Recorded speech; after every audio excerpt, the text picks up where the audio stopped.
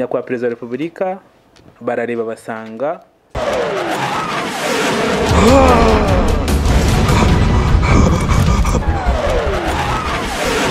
Planet TV Show. nongere nsangiza urubyiruko wenda n'icyerekezo cya ministeri yacu kugira ngo tucyumve tunumve wenda n'impamvu tuba twahaye ibingibi bagaciro. Ministeri y'urubyiruko nkuko mubizi yitwaga My Culture. Nyakubahwa perezida wa repubulika barareba basanga urubyiruko ni icyiciro gikomeye cyane cy'abanyarwanda, nibo benshi actually. Urebye urubyiruko rufite munsi y'imyaka 30 ni 65% by'abanyarwanda, abantu bari munsi y'imyaka 30. Iyo wongeyeho gakeya ukabagira munsi y'imyaka 35 tuba 70%. So nibo benshi.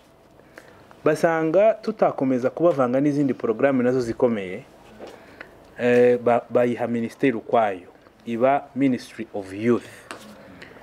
Twebwe duhabwa inshingano, twahawe inshingano zikomeye eshatu zikurikira. Ya mbere ni mugende mukorane n'uwari we wese, mukorane n'urubyiruko urwabo, mukorane na za kaminuza, mukorane n'amashuri, mukorane n'abikorera ku giti cyabo, mushakisha uburyo urubyiruko rw'u Rwanda rwabona akazi. Message yari clear, mushakisha uburyo bwose, bikoreye tubaboneye ubakoresha, tubonye uko bakorera mu matsinda cyangwa mu magroupe, mu makampani, mu makoperative, ariko babona icyo bakora. Iyo ni misiyo ya mbere. So niyo mpamvu ahantu hose havuzwe umurimo, havuzwe guha amafaranga make y'urubyiruko rugatangira, ahabonetse ishuri no kubigisha skills, tugomba kujyayo tukavuga ko tubiri inyuma, tubishyigikiye, kuko niyo mandate ya mbere ya ministeri. Icya kabiri, twaje gusanga urubyiruko rw'u Rwanda ntabwo bose bakora akazi. So dufite abana barangije bafite imyaka 16, abagera ku myaka 16 20 bakiri mu ishuri, iyo baje mu biruhuko nabo tugomba kwitaho. So misiyo ya kabiri kwari ukuvuga mushakisha uburyo tubabonera uko baba bari occupé, mbese icyo twise ngo ni self entertainment. Abana bari mu biruhuko 16 years, 16, 17, 18, tubabonera uko bidagadura. Niyo mpamvu tuba dutekereza ibigo by'urubyiruko, ujya mubona nka Kimisagara, Rafiki n'ahandi. Ubutumwa gutekereza ko ibigo by'urubyiruko byaba byinshi mu gihugu, urubyiruko rutari mu kazi rukabonaho rwidagadura. Cya gatatu rero, uko ibyo tubikoze neza tuzarwanya icyo twita anti-values. Anti-values, kubona urubyiruko rw'u Rwanda rujya mu biyobyabwenge, runywa inzoga nyinshi, bizagabanuka. Izo nizo zari misiyo zikomeye eshatu za ministeri y'urubyiruko. Muri iyi minsi twakomeje kugenda tureba, dusanga iyo tuvuze ngo urubyiruko tugiye kurufasha kwidagadura, abahanzi turababura, tukabona bari mu kindi gice, babaga muri Minubumwe. Muri iyi minsi rero n'abahanzi twarabahawe kugira ngo za effort dufite byajogaragara ko ahandi hantu hasigaye akazi, uretse mu kazi gasanzwe, agriculture, services, ICT, manufacturing, ahandi hantu ni muri creative economy. So buriya abahanzi mu Rwanda, abantu bafite content kuri YouTube, abantu bafite muziki, abashushanya, abakora film, naho harimo akazi kenshi. Dusanga naho the creative arts, the creative economy nayo yaje muri ministeri yacu. Ubwo misiyo ya kane ni ugushaka umurimo no guteza imbere ubuhanzi buzamura ubukungu bw'ababurimo, urubyiruko, abakuru, ariko bugira na contribution ku bukungu bw'igihugu. So nukuvuga ngo nk'uyu ni rwiyemezamirimo wo muri fashion, akaba ubwo n'umuhanzi ashobora no kujya muri fashion zindi ziteye n'imbere. Urumva ko tubonye amahirwe yajya ahantu habiri, muri job, muri entrepreneurship, akaza no muri creative art, hose umuntu akaba yahabonera opportunities. Icyo rero nyirango mbwira urubyiruko nuko igihugu cyo kiratekereza, kikabona ko urubyiruko rugomba kubona ubushobozi. MTN ifite opportunity nyinshi duha. Buriya nkunda kuvuga ko iyo uhuye n'abajene bari ari aba bakora ku muhanda, bari muri mobile money, abakora hano kuri office, abakora kuri za antenne, skills zitandukanye, ni rumwe muri companies zikomeye zitanga akazi ku rubyiruko rwinshi. Icyo rero ni ikintu cyo kubashimira. Tukifuza ko bava kuri batandatu bakiyongera.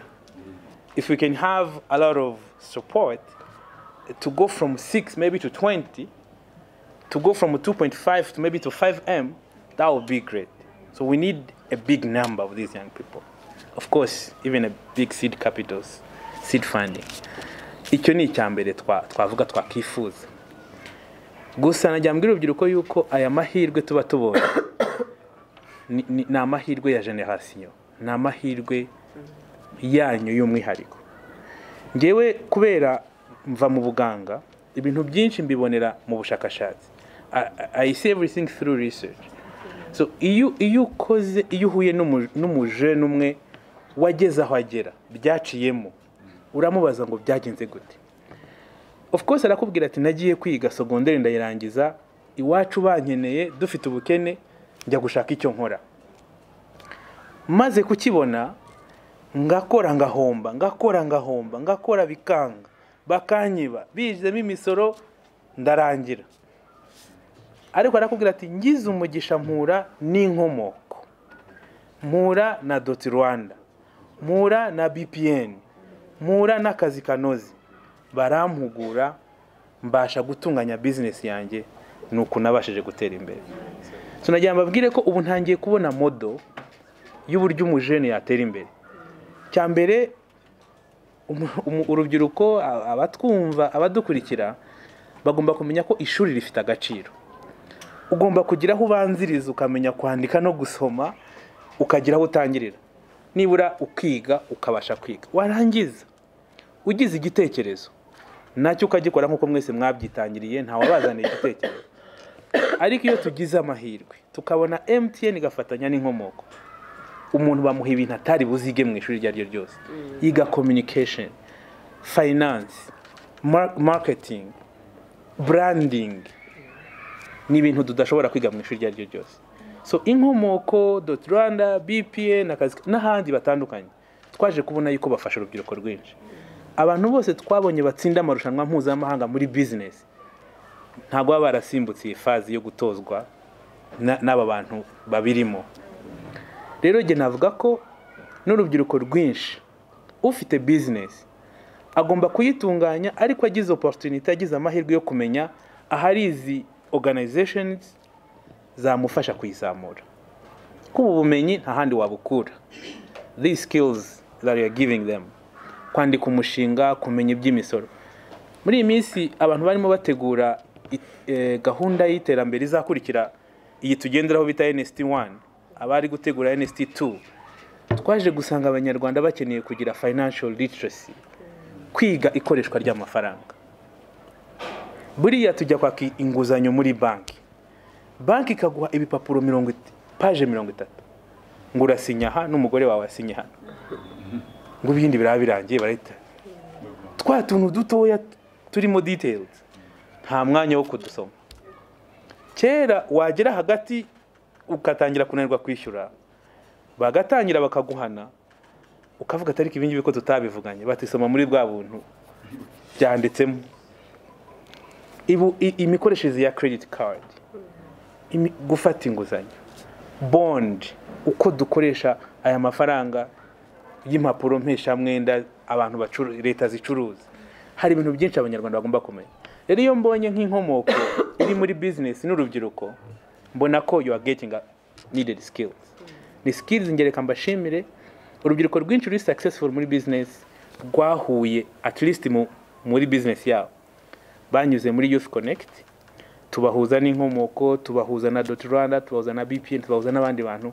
Abaciye muri iyo nzira bose abenshi 99% babaye successful. Abakirwanaho bonyine biracumbagira.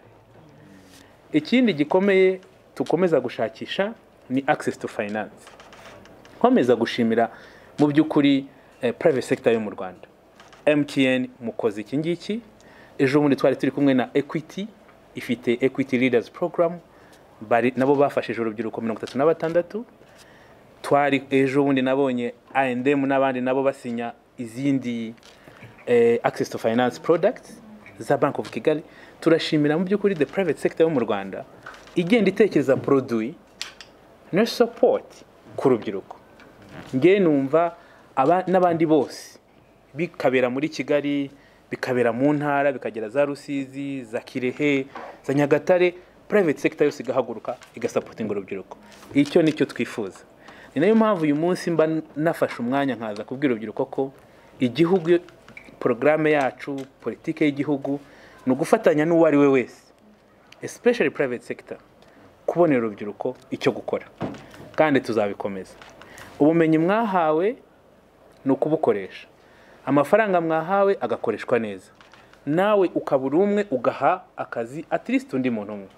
Niko tuzabikomeza kugeza dukemuye ikibazo cy'umurimo.